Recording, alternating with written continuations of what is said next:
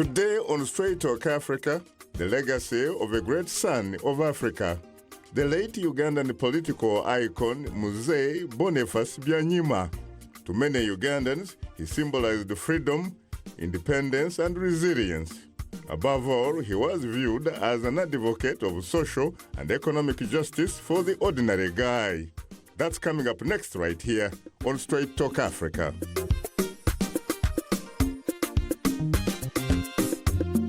Hello, welcome to Straight Talk Africa, live from the Voice of America studios here in Washington. I am Shaka Ssali. And hello to all our viewers and listeners on the continent and elsewhere. I'm Ayan Bior, your social media reporter. Today, it's a conversation on the legacy of a great son of Africa, the late Ugandan political icon Mzee Boniface Byanyima. And coming up later, you, our audience, have weighed in on our topic through emails, Facebook, and Twitter comments, and we'll reveal some of them ahead on Straight Talk Africa. We would like to express our appreciation to our Ugandan colleagues, NBS television station, for carrying this show live, and also for producing and sharing a report about Mzee Boniface Byanyima. NBC reporter Zahara Namli has the details. Till we meet again, by his counsel's guide uphold you. The pillar and symbol of the Democratic Party, Boniface Byanyima, passes on at 97 years. Even as the candle of the country's statesman burns out, Byanyima's legacy lives on both on the global scene and national politics. A former head teacher of Mbarara High School, Mzee Byanyima has been described by many as a rigidly principled man. Born in 1920 in Mbarara, Byanyima studied to become a school teacher, with his highest professional career as the headmaster of Mbarara High School. He met his wife Gertrude Kabwasingo, now deceased, in the early 1950s before they got married in 1955, and together they have 6 children, including Winnie Byanyima, the executive director of Oxfam International.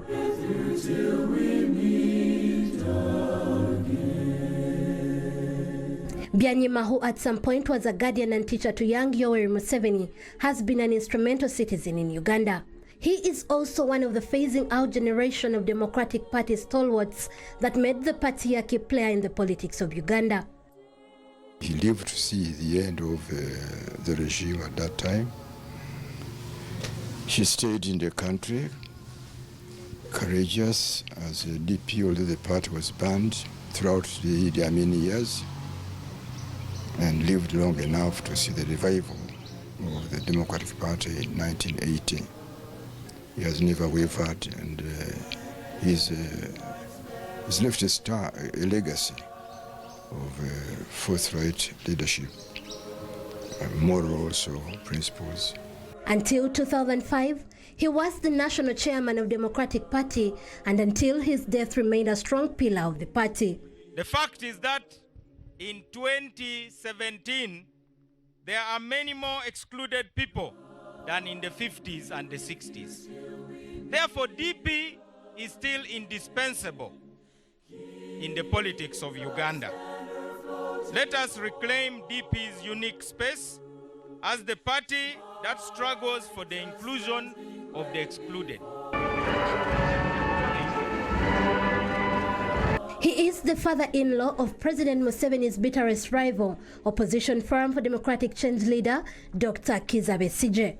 President Museveni and NRM, don't be tempted to use your numbers to change this constitution and deny us the opportunity of a smooth, orderly, and peaceful transfer of power.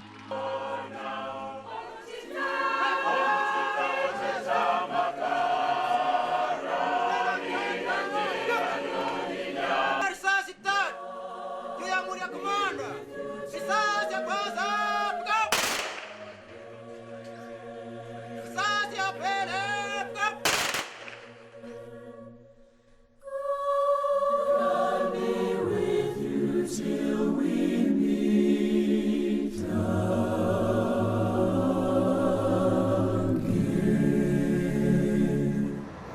Thank you, NBC Television and Zahara Namli, for this report. Mzee Boniface Byanyima influenced Ugandan democracy throughout his career. My colleague, Paul Cisco, has more on that. One of Africa's most prominent post-independence political icons, Mzee Boniface Byanyima, was born in southwestern Uganda. When the Democratic Party was formed in 1954, he joined the party's youth wing. He became a highly respected teacher and then Member of Parliament from October 1962 until Idi Amin became president and suspended the Ugandan Parliament in 1971. Byanyima was one of just a few MPs who stuck to the opposition side while others joined the Uganda People's Congress during President Milton Obote's reign. In 1980, he was elected national chairman of the Democratic Party, a party still in opposition. He held the position, becoming the longest-serving DP chairperson until his 2005 retirement. He taught and helped raise a much younger Yoweri Museveni in his home and in high school. As a youth, he was a loner. He was Tuhaburwa. He's still a loner and Tuhaburwa. When you hear him talk, he's a leader of government now. When he's talking about what the government has done, he doesn't say, we have done that. He says, I have done that. The late statesman is survived by his children, a son Anthony, his daughter Edith, and Winnie, and his son-in-law, Kizza Besigye, who, like the statesman, has been a long-standing, severe critic of the president. Besigye has frequently been arrested and beaten by police while challenging Museveni for president in the last several elections. President Museveni was unable to attend formal ceremonies for his early mentor and for many later years' outspoken political nemesis. I came here to pay tribute to the contribution of Mzee Byanyima. I came to know him as a teacher in Mbara High School in 1959. The second area in which he pioneered, together with some few others,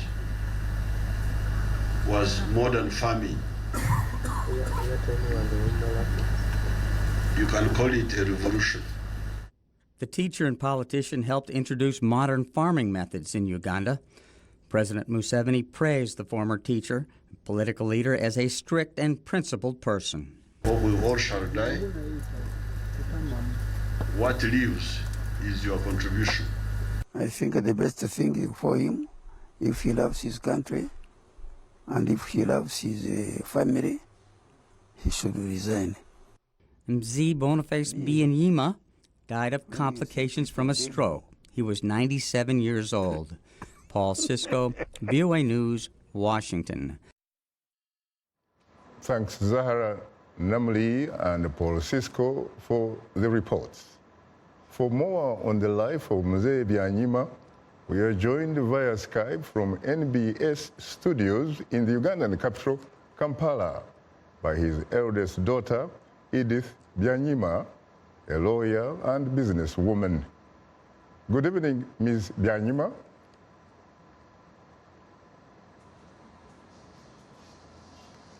Good evening, Ms. Byanyima. Good evening, Shaka. How are you? Fine, thank you, Shaka. How are you? I am terrific, except, of course, that, to be very honest with you, please accept my heartfelt condolences on the passing away of Mzee Byanyima. Thank you. Talk to me, what kind of person was he as a father?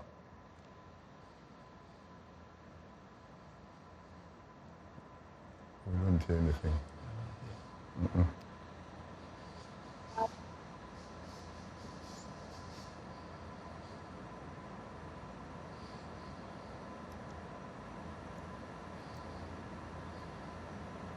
I see. Well, we seem to be experiencing some technical difficulties via Skype. And we now move on to learn more about the political career of Mzee Byanyima. And for that, we are joined by one of his former colleagues, Paul Ssemogerere, former president of the Democratic Party for 25 years. Well? Do you hear me well? How are you, sir? I'm well. Now, talk to me about your relationship with Mzee Byanyima, very briefly. Well, briefly, I knew Byanyima when he enrolled as a member of the Democratic Party in 1960. That was the year when I also resigned my job as a teacher at St. Louis College of Fort Portal at the invitation of the President of the Democratic Party, Benedicto Chiwanuka, to become full-time publicity secretary of the party. And thereafter, I was closely in touch with Mr. Byanyima, who soon became the choice by consensus of many people in this area in Akoli to contest for Parliament of a Legislative Council the following year, 1961. And we've been in touch closely ever since until his death recently. Talk to us, if you could put your fingers on it, what, in your view, do you think that Mzee Byanyima will be best remembered for? And I'm talking about his lasting legacy. Yeah, I think his lasting legacy as a family member, as the head of the family, was exemplary. It is difficult to run a family, to head a family of children, with children, without any failure to guide the children to be at close quarters with the mother and so on, and extended family also. Members of the extended family to be close to you at a time when there are so many distractions. But he managed. But more importantly, as a political leader, his legacy that he was a man of principle, that he would never fear to stand for multiparty democracy in Uganda and generally in Africa.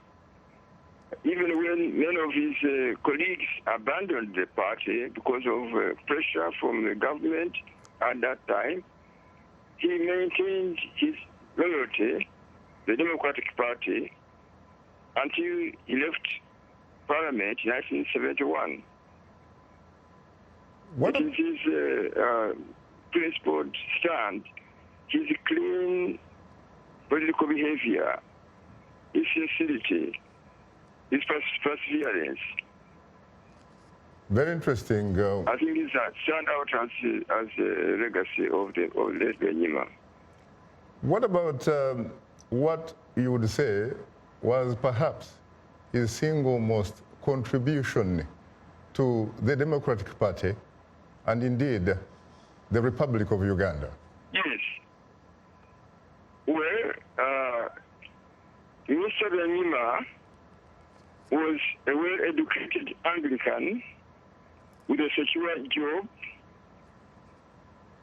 and yet he chose to join the Democratic Party at a time when it was forcefully construed as a party catering for Catholics, a party catering for the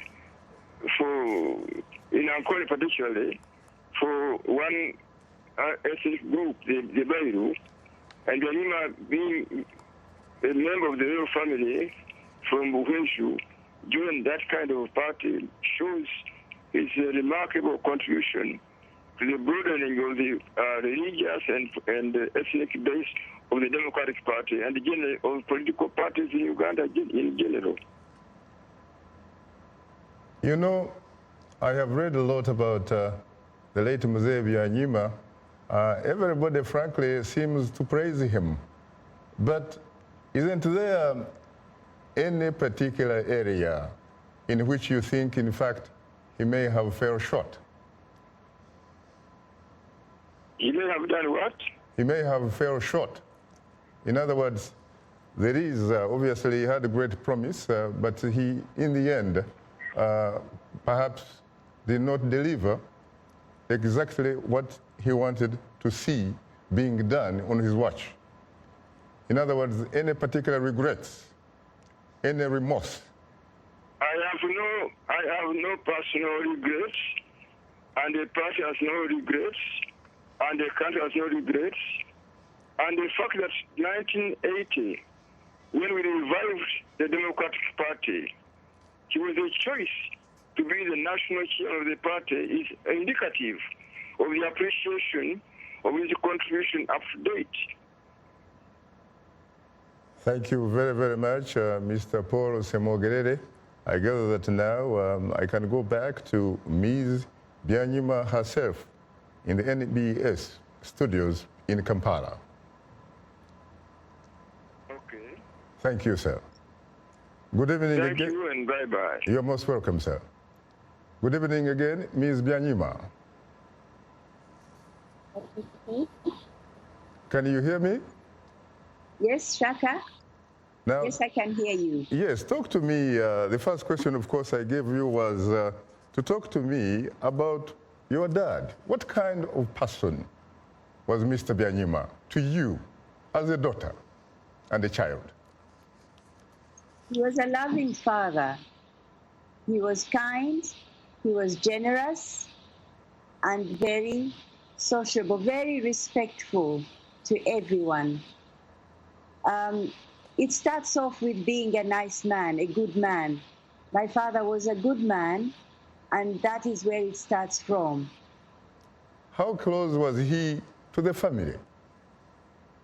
He was a family man. My father, our father, or Tata as we call him, was a family man, and he very close to his wife and his children.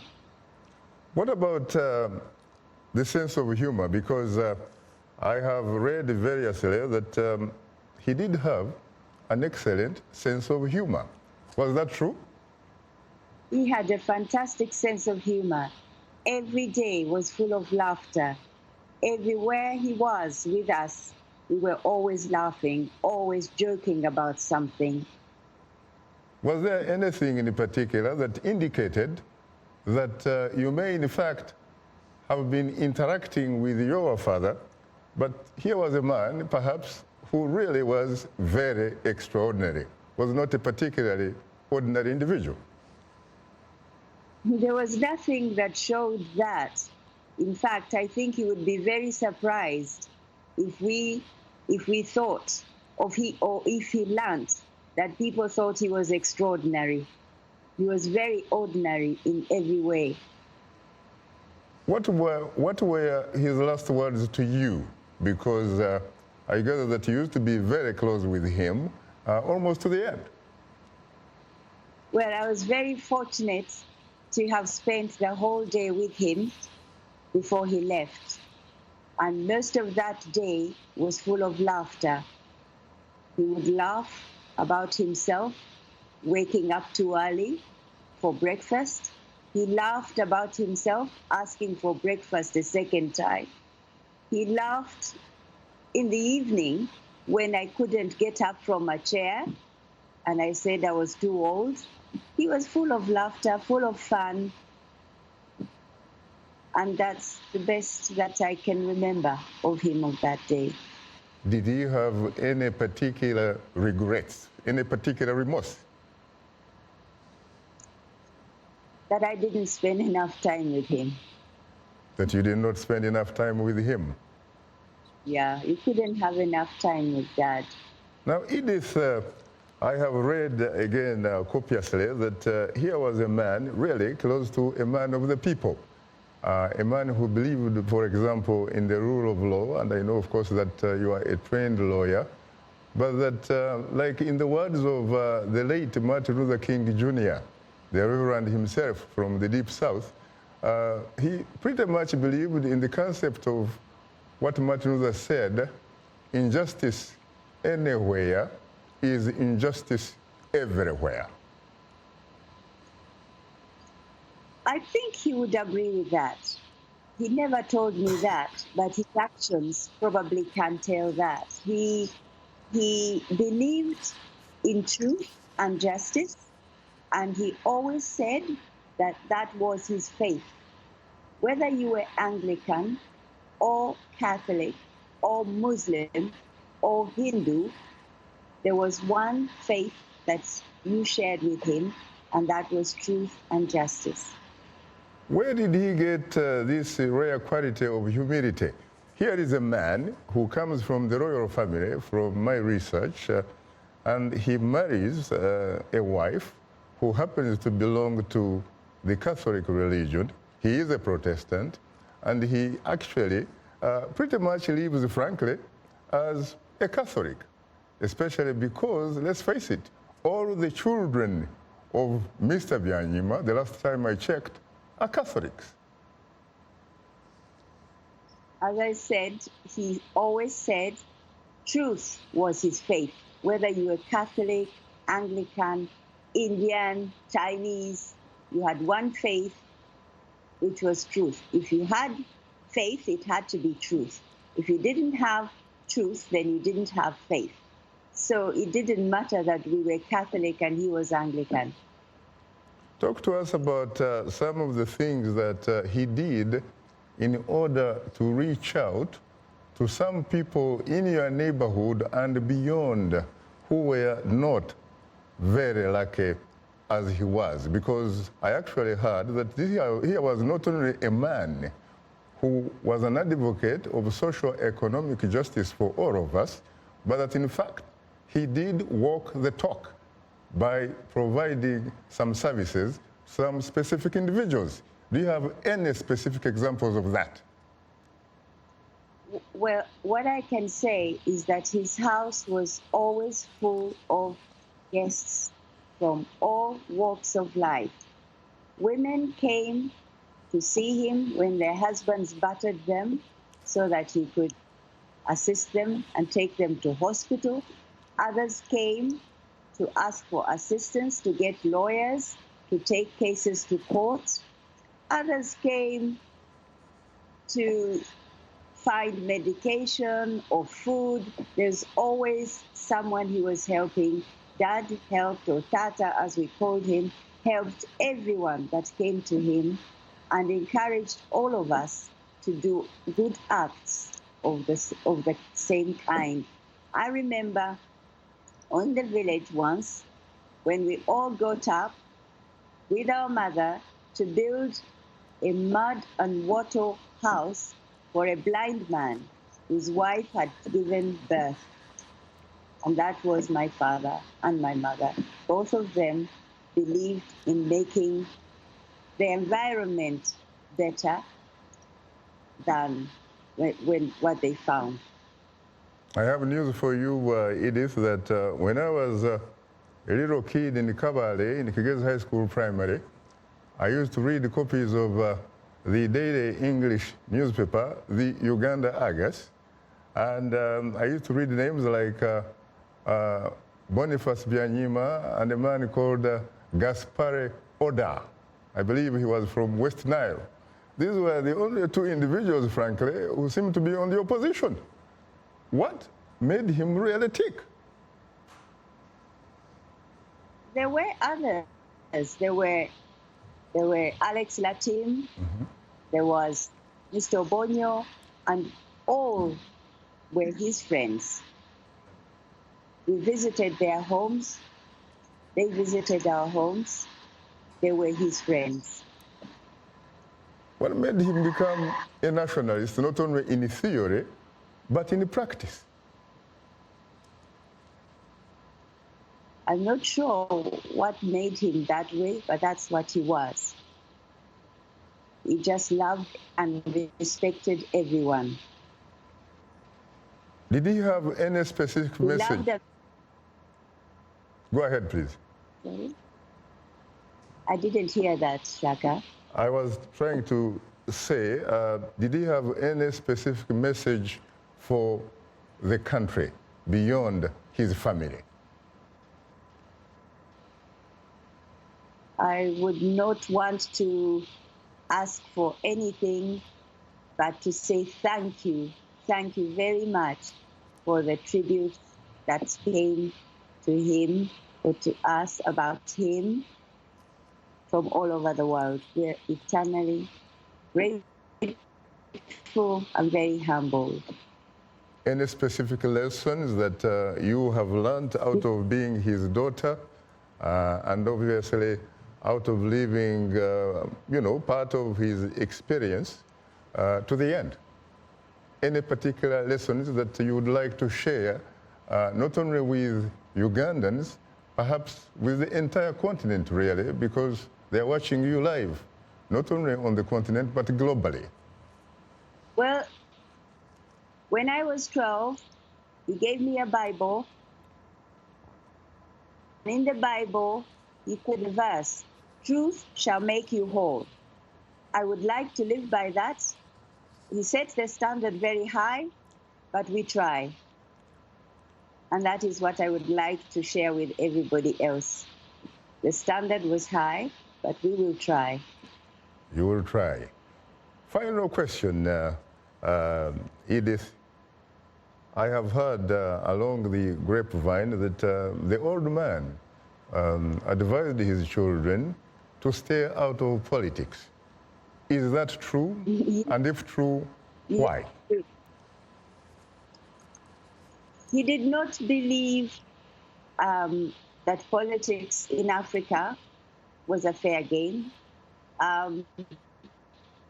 He was an advocate for accountability and good governance throughout his life.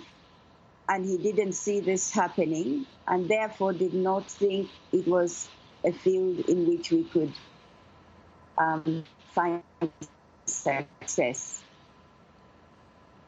Well, on that note, I guess, frankly, I have to say that thank you so much for coming to NBS studios to talk to us. And I say this, Edith, from the deepest, better part of the bottom of my Kabari heart and soul. Thank you, Shaka. You're most welcome. Joining us here in our VOA studio is Remigius Kintu, the chairman of the Uganda National Front. Well, Mr. Kintu, I have to say frankly that I am profoundly honored and exceedingly humbled to have the opportunity to host you on Straight Talk Africa for the first time. Thank you very much for having me. You're most welcome. And joining us from VOA Bureau in New York City is Milton Allimadi, editor and publisher, Black Star News. Well, Mr. Allimadi, you're most welcome again to Straight Talk Africa. As always, my pleasure. I appreciate hosting me today. You're most welcome. Do you have any immediate reaction to what you just heard from Edith Byanyima and indeed a little bit earlier from Mr. Paul Kawanga Ssemogerere? Yes, of course. First of all, I would like to extend my sincere sympathies and condolences to the immediate family and to the extended family. Edith, whom I know, I've met, Olive and Winnie, and to the others whom I have not yet met. And to Dr. Besigye, the son-in-law, whom, of course, many, including myself, believe is the legitimately elected president of Uganda. Mzee Byanyima lived a long and good life And Shaka, normally, when people pass away, their friends and relatives come forward, people that knew him or her, to say this was a good person. But in this case, there is evidence, clear evidence, that this was a good man. If you look back to his speeches in the Parliament of Uganda, and I have to thank the Daily Monitor for publishing excerpts from those speeches on May 22nd.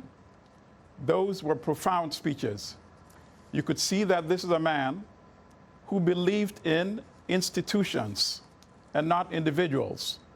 He believed that the Parliament of Uganda had a role to play in national development. He believed in the role of opposition, and that's why he did not accept the inducements that he said were offered for him to abandon the role of the opposition as a member of the Democratic Party. Very briefly, from some of those speeches. In one speech, he's talking about equality. He says Uganda believes in the United Nations Declaration of Human Rights and Equality. But do we really practice it in Uganda? Do we really see all Ugandans as equal, regardless of what part of the country they come from, regardless of what religion they belong to, regardless of what political party that they belong to? I invite people to go back and read this speech. In another speech, he's talking about equality of opportunity in employment. He says he encountered in his district a job site where they were recruiting people to build a road. And he found out that they were only recruiting people who were members of UPC. And he asked the manager, he said, why are you only hiring members of the UPC? And the manager told him that he had instructions to hire people who belong to the UPC because allegedly people who belong to the DP and other parties were lazy. And he said, how could you know this? Why don't you hire people who belong to the DP, the UPC, and any other party? And then when you see that they're not performing and lazy, then you dismiss them. But how can you know in advance that they're lazy? And then, so these are the kind of speeches that he was giving in Parliament. And then one other example. He said he noticed that whenever there's an election in a particular district, the Prime Minister, at that time, it was obviously Prime Minister Obote, would be visiting those regions. And he says, is that the proper way of using state resources? Can you really tell me that it's a coincidence that there's an election going on and the Prime Minister is visiting at the same time? Well, so he was concerned how we were using national resources then. I'm Shaka, afraid, today, I'm afraid. Just one other point. Today, Shaka, when the president has 150 presidential advisors, I imagine how it must have been very painful for Mzee Byanyima. Thank you, Shaka. It must be very interesting, especially given that Milton Allimadi also happens to be a son of a former Ugandan Prime Minister representing the UPC party. Well, absolutely. You are tuned into Straight Talk Africa. We'll have more of a discussion in a moment, including our social media segment. So don't go away, and don't forget, we are streaming live on Facebook. Just go to Facebook and type Straight Talk Africa.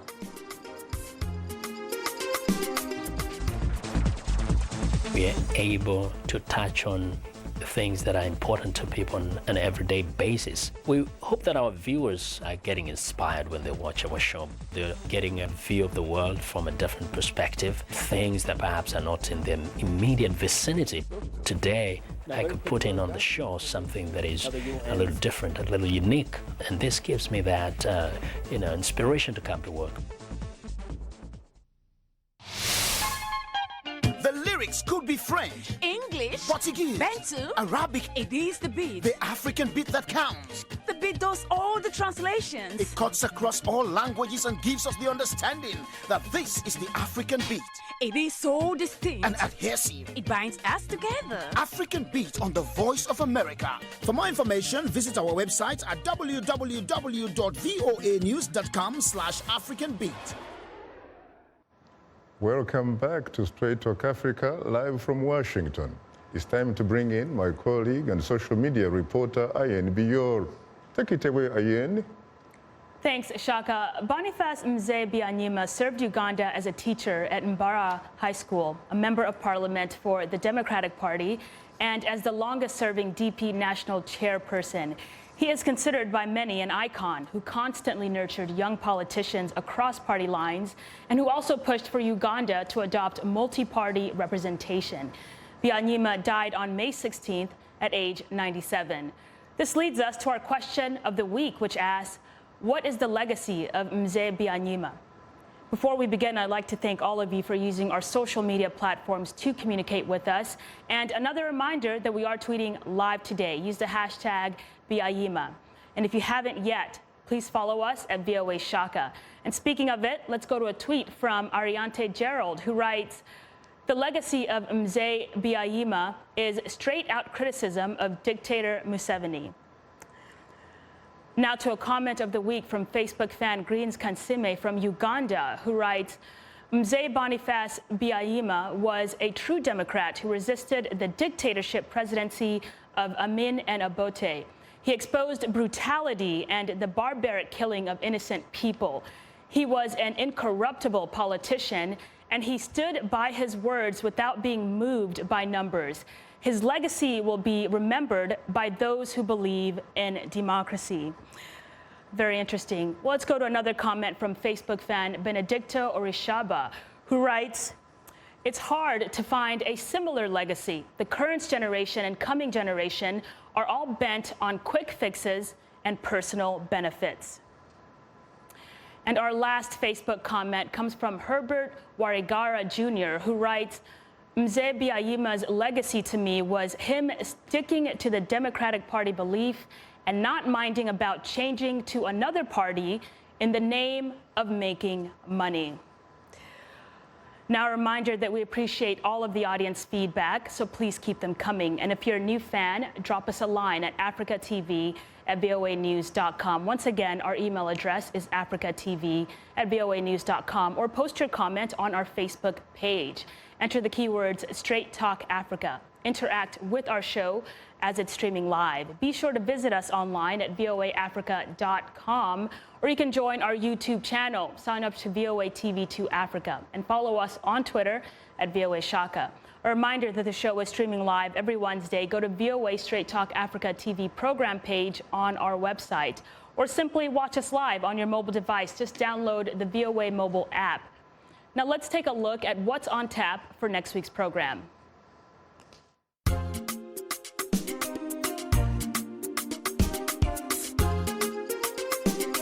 Next week on Straight Talk Africa, we look at reflections of what most voices on the continent say is the Africa that we need, meaning good governance, rule of law, and social and economic justice for all.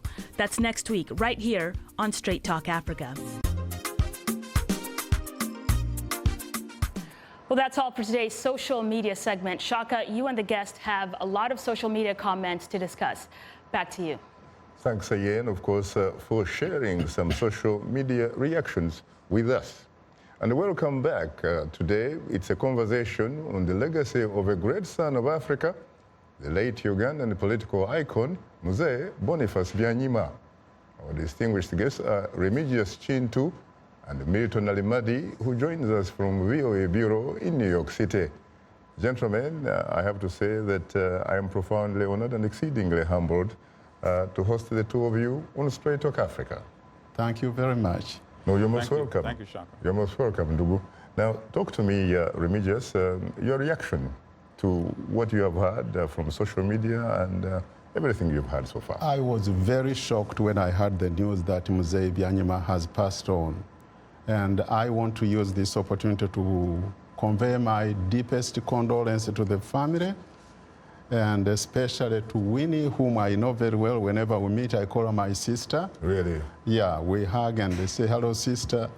And I had the opportunity to speak to Mr. Byanyima several times on the telephone, especially during the time when I was publishing the UDC newsletter, which made a lot of waves. I remember that when I just came to the States in the 70s, yeah. And Mzee Byanyima, as you may have known, he was very selective in, when things started getting very hot, he was very selective with regards to people he talks to and deals with. And in one of my conversations with him, he said, "Son, why don't you come to Mbarara and visit me, because I want to see you and talk to you face to face." I said, "Mzee, I cannot make it to Mbarara because that monster we have in Entebbe may not let me ride from Entebbe to Mbarara." And he laughed about it. He said, I understand. And we left it there. But we were in good communication by telephone until later times when his health was very weak. I didn't bother waking him up on the phone. One thing that I want to say about Mzee Byanyima is we are looking at a man who grew up during the time of colonialism. And as you remember, during that time, politics was very, very tribal at the beginning. And sectarian. And very sectarian. And in Ankole, as you know, you had two groups, the Hima, who were the ruling class, to which this man belongs. Correct. Protestants were the favored by the colonialists, to which group this man belonged. When the Democratic Party was started in 1954, it was started as a political party to defend the deprived population. We had very, very severe discrimination against mostly Catholics and Muslims. When the Democratic Party spread from Uganda into other regions, they found that the same situation happened in the north, in the west, and in the east because of the British colonialism. Now, in Ankole, the Bairu were not favored the way the Himas were favored. The Catholics were not favored the way the Protestants were favored. But this man rose beyond that level He had of no boundaries, no parochial borders. thinking, and he said, no, I have to stand by those who are being discriminated. I have to defend those who are being suppressed. He was inclusive. Very inclusive. Then he joins the Democratic Party, and you had very strong men, teachers like him, namely Mr. Basil Bataringaya, who was a Mwiru and a Catholic. And they locked up together, and they spread into other areas of Uganda, into Buganda, into the northern region, and the western region. And Mr. Byanyima was not seen as a Munyankore from Ankole, but he was seen as a Ugandan. A nationalist. A nationalist. Very the unique concept at that point of in nationalism time, started taking roots with the presence of the two main political parties at that time, the Ugandan National Congress and the Democratic Party. The Democratic Party, for some reason, succeeded faster than the Ugandan National Congress. Why did it succeed, you think? Is it perhaps because of the fact that the Catholic Church was very well organized? And well, both churches were very well organized. But certainly the Catholic Church perhaps a little bit more so, because I used to see even their churches themselves, they were buildings of class. Yeah, that is true.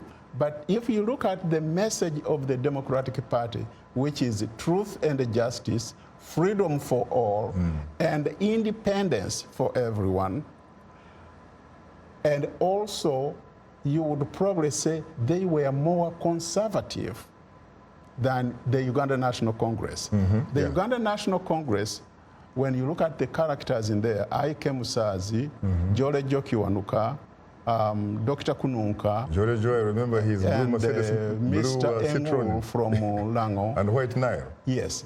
These guys were more on a Pan-African ideology. He had actually, Joe had a newspaper called the Buganda Post. Oh yes, in Uganda. oh yes, oh yes. My father but used to were be more on the, they were more attracted to the socialist ideology, and that scared both churches, the Catholics and the Protestants. It is interesting to know that among the founders of the Democratic Party, Mr. Sebastian Chibuka published a Uganda paper which was saying, defend your land, your country from the scourge of impending communism. You know, trying to scare people away from Uganda National Congress. You know, Remigius, there is a saying that no society gets a leadership that it desires, rather you get a leadership that you deserve. Precisely. But talking about Mzee Byanyima, frankly, he would seem to be a man that is very unique. He was extremely unique. And what makes him so? I think during that time, if you look at his generation, we had very unique men, which we don't have today, unfortunately. I don't know what went wrong. Maybe the water got contaminated. Interesting. We are drinking wrong water now. Is it possible that because they had a formidable adversary in terms of European colonialists? Yes, but also the formation of our people at that time. Look at the families. All these men came from very good families, and they also brought up good families. Because you see, the daughters have been talking about how wonderful their father was. Right. And that can be said about several other people. And in fact, you can even broaden it to continental Africa. And look, for example, at the type of leaders who came together in 1963 on May 25th to form the Organization of African Unity. We're talking about Ghanaian founding president, Dr. Kwame Nkrumah, the Osajefo. We're talking about Colonel Gamal Abdel Nasser of Egypt. We're talking about Ben Bella of Algeria. We're talking about Mwalimu Julius Kambarage Nyerere of Tanganyika at that time. We're talking about Kenneth Kaunda, Milton Obote, Sekou Toure. We're talking about those types of people. Where are they now? That is the tragedy of Africa. When you look at the way they formed the Organization of African Unity, none of them was looking out for what am I going to eat? What am I going to get? They were not patriotic to their stomachs. They are not the patriotic. Stomachs of their families and friends. Those were not but the to issue. the country. The country and the future. And the African personality, perhaps. When Julius Nyerere stood up and said, I will agree to chair the Commission of Liberation, and risked putting all the opposition groups in Tanganyika at the time to fight against colonialism in South and Northern Rhodesia, Nyasaland, Basutoland, and South Africa, and Southwest Africa, which is now Namibia. He knew that we are fighting against a formidable enemy, the European colonialism. How many times did they try to blow up Julius Nyerere, and he survived? And of course, they killed Eduardo Mondereine, the man that would have been the future president of Mozambique. Exactly. In Dar es Salaam, These guys were not looking out for themselves. I have heard from my friends from Tanzania, they said, Nyerere squandered our resources for the liberation of Southern Africa. Yes, you may think it was squandering, but he was investing. If it was not Julius Nyerere, none of those South African countries would be free today. You might also add, by the way, Remigius, that he also had the distinction, or at least the thinking at the time, that the independence of Tanganyika could actually be delayed so that both Uganda and Kenya be free, so that you could form an East African Federation, of which he knew he would not in fact be the first president. He was not interested in becoming first president. He was interested in securing and guaranteeing that if an African country is free, it is actually free from colonialism, and there is no second round of being recolonized. These guys were not looking at themselves, what they are going to get, or looking at their own ethnic group as we see today, or their religious sections or clans. That was not the issue. They were looking at guaranteeing the safety and the prosperity of the continent. I would say this because I was a young man at the time and I was very much interested in reading about politics. there was a great correlation between our thinking on the continent and the founding fathers of the United States. Very interesting, but especially because, of course, people like Kwame Nkrumah, Nandi Azikiwe of Nigeria had gone to school here. Precisely. And had been part of the Pan-African movement. Exactly. When that and I had learned from some great guys like Dr. W.E.B. Du Bois. Precisely. And George Padmore. Yes. Yeah.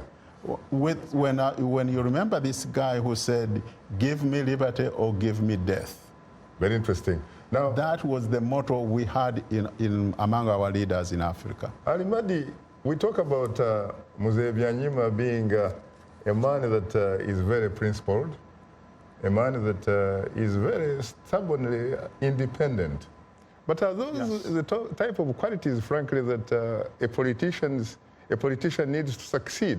Because if you can't figure out how to be politically flexible, can you somehow bring people together so that at the end of the day, you can, in fact, bring, some people say here, bring pork back to your people? Well, is that a strength or a weakness, politically? No, I don't think it's a weakness at all. And I'll give you perhaps the greatest example from the continent, since you were talking about many Pan-African leaders as well. Nelson Mandela, when he was locked up, nobody had the idea that 27 years later, the prisoner would turn things around and his jailers would end up being the ones who were actually in prison, the apartheid regime. And apartheid came to an end. So it's true that sometimes it takes time, it takes sacrifice. I think that Mzee Byanyima's life was dedicated to sacrifice. He was trying to show the new generation of Ugandans that sometimes it's not easy and there's no shortcut. By refusing inducements to surrender his principles, he's hoping that others can emulate his example. So, for example, we have members of parliament today.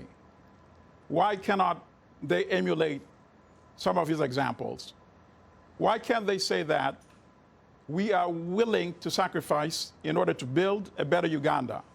We will make sure that the Constitution is not altered, the age limit is not removed, so that the current ruler can run again. In fact, we will go further. We will reintroduce presidential term limits. We will make sure that as members of parliament, we create a level playing field for Uganda. We make sure that a contestant in the presidential election is not the one who decides to appoint the people who declare the winner of that election. I believe that Mzee Byanyima deserves that legacy. The example he showed, I hope the new generation can emulate that. And it's not surprising that he was a character like that, Shaka, because in fact, you're right. He grew up in the era of Mwalimu Nyerere. He himself, he was a teacher. Uganda's Mwalimu, Kwame Nkrumah. All of those people came up in the 1940s, 1950s, and moved Africa towards independence from colonialism. I think now it's incumbent upon us to dedicate ourselves to remove tyranny in every African country, just as Mzee Byanyima's generation was dedicated to removing colonialism from Africa. I just discovered, by the way, that Mzee Byanyima was a contemporary of a one-time famous Kenyan Attorney General, Charles Njonjo, Mugani Njonjo of Kabete, at King's College, Budo. Now, let me ask you this question, Allimadi. You know the saying that it is not aptitude, but attitude that gains altitude. You're talking about Mzee Byanyima, who looked at the shortest distance between 2 points being a straight line, where other people will tell you it must be a detour in order for them to survive. Mzee Byanyima was not a person who was lured by the jewels of the world. That was not his #1 dedication, of course. Selfless. And I think if we take just a little bit of that kind of sacrifice, truly, we can create a better nation. We don't need a nation where 80% of our youth are unemployed. I'm sure that must have caused them deep anguish and deep pain. Let's create a better Uganda as a thank you to his legacy. Now, Remigius, you know, yes, there are people, when Madiba retired, yes, they said, is there really anybody who can fill his shoes? And they are looking at that time, of course, Thabo Mbeki, and yes, he doesn't seem to have filled those shoes.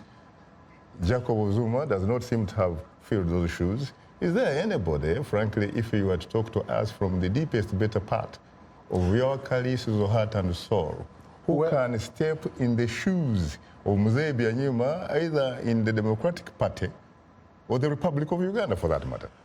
Well, first of all, I look at the principles of the Democratic Party of truth and justice.